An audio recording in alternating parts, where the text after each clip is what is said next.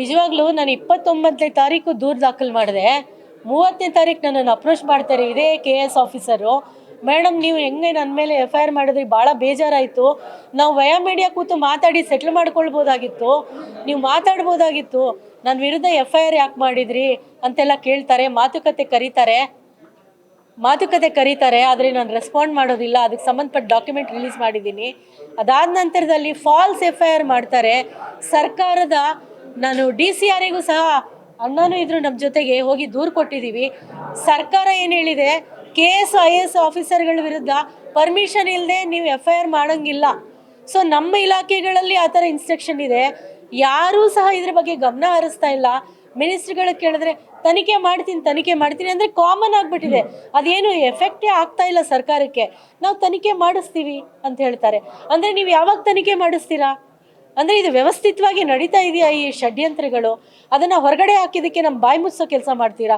ಎಲ್ಲಿವರೆಗೆ ಬಾಯಿ ಮುಚ್ಚಿಸ್ತೀರಾ? ಎಲ್ಲಿವರೆಗೆ ನೀವು ದುಡ್ಡು ಕೊಟ್ಟು ಬಾಯಿ ಮುಚ್ಚೋ ಕೆಲಸ ಮಾಡ್ತೀರಾ? ಎಲ್ಲಿವರೆಗೆ FIR ಮಾಡಿ ನೀವು ಬಾಯಿ ಮುಚ್ಚೋ ಕೆಲಸ ಮಾಡ್ತೀರಾ? ಎಲ್ಲರೂ ಆ ಥರ ಇರಲ್ಲ. ಸಿಡಿದು ನಿಲ್ಲಲಿಕ್ಕೆ ಭಾಳ ದೊಡ್ಡ ಒಂದು ಭೀಮ ಪಡೆನೇ ರೆಡಿ ಇದೆ. ಮುಂದಿನ ದಿನಗಳಲ್ಲಿ ಇದೇ ಧೋರಣೆ ಮುಂದುವರೆದ್ರೆ ರಾಜ್ಯಾದ್ಯಂತ ನಾವು ನಮ್ಮ ಸಹೋದರರೆಲ್ಲ ಹೇಳಿದರು, ದೊಡ್ಡ ಮಟ್ಟದಲ್ಲಿ ಪಾದಯಾತ್ರೆ ಇರ್ಬೋದು, ವಿಧಾನಸೌಧ ಮುತ್ತಿಗೆ ಇರ್ಬೋದು, ಸಂಬಂಧಪಟ್ಟ SC ST ಎಲ್ಲ ಮಿನಿಸ್ಟ್ರುಗಳು, MLAಗಳು, MP ಗಳು ಪ್ರತಿಯೊಬ್ಬರು ಮನೆ ಮುಂದೆನೂ ಹೋಗಿ ಕಾರಣ ಕೇಳ್ತೀವಿ. ಯಾಕೆ ನೀವು ಪ್ರಶ್ನೆ ಮಾಡಲ್ಲ? ಯಾಕೆ ನಮ್ಮ ದುಡ್ಡು ಮಿಸ್ಯೂಸ್ ಆದರೆ ನೀವು ಮಾತಾಡಲ್ಲ?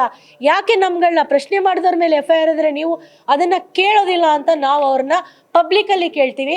ಪ್ಲಸ್ ನಾನು ಇದನ್ನು ಇಲ್ಲಿವರೆಗಿಲ್ಲ, ನ್ಯಾಷನಲ್ ಲೆವೆಲ್ವರೆಗೂ ಹೋಗಿದ್ದೀನಿ, PMO ಆಫೀಸ್ವರೆಗೂ ದೂರು ಮಾಡಿದ್ದೀನಿ, ನ್ಯಾಷನಲ್ SC ST ಕಮಿಷನಿಗೆ ಹೋಗಿದ್ದೀನಿ, ನ್ಯಾಷನಲ್ ಹ್ಯೂಮನ್ ರೈಟ್ಸಿಗೆ ಹೋಗಿದ್ದೀನಿ, ಸ್ಟೇಟ್ ಹ್ಯೂಮನ್ ರೈಟ್ಸಿಗೆ ಹೋಗಿದ್ದೀನಿ, ಎಲ್ಲ ಕಾಂಪಿಟೇಟಿವ್ ಅಥಾರಿಟಿಗೆ ಹೋಗಿದ್ದೀನಿ.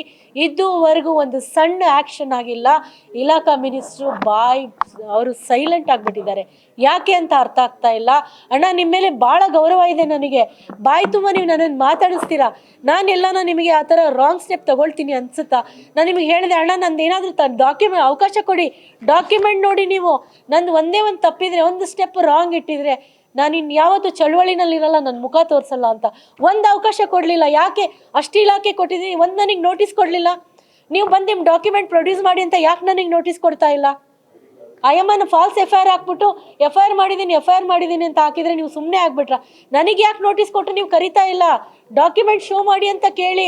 I am ready to show the document. ನೀವು ಕೇಳಲಿಲ್ಲ, ನಾನು ಮೀಡಿಯಾ ಕೊಟ್ಟಿದ್ದೀನಿ.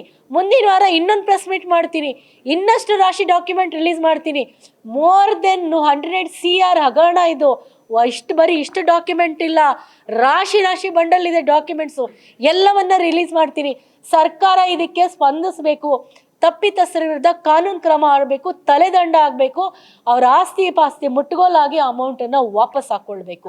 ಇದಷ್ಟೇ ನಮ್ಮೆಲ್ಲರ ಒಂದು ಸಂಘಟಿತವಾಗಿ ಇಡ್ತಾರಂಥ ಬೇಡಿಕೆ. ಅವರು ಮಾಡಲಿಲ್ಲ ಅಂದರೆ ನಾವು ಇದೆಲ್ಲವನ್ನ CBI ತನಿಖೆಗೆ ಒಪ್ಪಿಸಲೇಬೇಕು ಅನ್ನೋದು ನಮ್ಮ ಮುಂದಿನ ಹೋರಾಟದ ಕ್ರಮ ಆಗುತ್ತೆ. ಅಲ್ಲ ಮ್ಯಾಮ್, ಇದು 100 ಕೋಟಿ ಹಗರಣ, ಇದು KS ಆಫೀಸರು ಶಾಮೀಲಾಗಿರೋದ್ರಿಂದ ಸರ್ಕಾರ ಯಾವ ರೀತಿ ಡಿಸಿಷನ್ ತಗೊಳ್ತಾ ಇದೆ?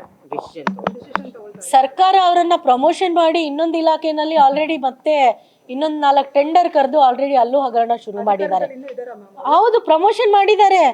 ಈ ಇಲಾಖೆಯಿಂದ ಅಷ್ಟೆಲ್ಲ ದೂರ ಆದ್ಮೇಲೆ ನಾವು ಅನ್ಕೊಂಡ್ವಿ ತಲೆದಂಡ ಆಗ್ಬೋದು ಅಧಿಕಾರಿದು ಅಂತ. ಆಗ್ಲಿಲ್ಲ. ಪ್ರಮೋಷನ್ ಕೊಟ್ಟರು. ಅವರಿಗೆ ಪ್ರಮೋಷನ್ ಮಾಡಿ ಕ್ರಿಶ್ಚಿಯನ್ ಮೈನಾರಿಟಿನಲ್ಲಿ ಅವರಿಗೆ ಅಧಿಕಾರ ಕೊಟ್ಟಿದ್ದಾರೆ. ಆಮೇಲೆ ಅಲ್ಲಿ ಟೆಂಡರ್ ಕಾಲ್ಫರ್ ಮಾಡೋದಕ್ಕೆ ಇವರೇ ಲೆಕ್ಕದ ಅವರು ಫಿನಾನ್ಸ್ ಇದರಲ್ಲಿ ಇರುವಂಥದ್ದು. ಆದರೂ ಸಹ ಇವರು ಟೆಂಡರ್ ಕಾಲ್ಫರ್ ಮಾಡಲಿಕ್ಕೆ ಇವ್ರಿಗೆ ರೈಟ್ಸ್ ಕೊಟ್ಟಿದ್ದಾರೆ. ಎಷ್ಟು ವರ್ಷಗಳ ಹೋರಾಟ ಇದೆ ಮೇಡಮ್? ಇದು ಹಗರಣ 2023-25ವರೆಗೆ ಈ ವಿಚಾರಕ್ಕೆ ಹೋರಾಟ ಈಗ ಸ್ಟಾರ್ಟು. ಆದರೆ ಕಳೆದ ಒಂದು 12-13 ವರ್ಷಗಳಿಂದ ಈ ಥರ ವಿಚಾರಗಳಿಗೆ ಕಂಟಿನ್ಯೂ ಆಗಿ ನಾವೆಲ್ಲ ಹೋರಾಟ ಮಾಡ್ಕೊಂಡೇ ಬಂದಿದ್ದೀವಿ. ಸೊ ಹೋರಾಟ ಮಾಡುವಂಥ ಲೀಡರ್ಗಳು ಮಾರಾಟ ಆಗೋವಂಥವ್ರು ಇಲ್ಲಿ ಯಾರೂ ಇಲ್ಲ. Thank you.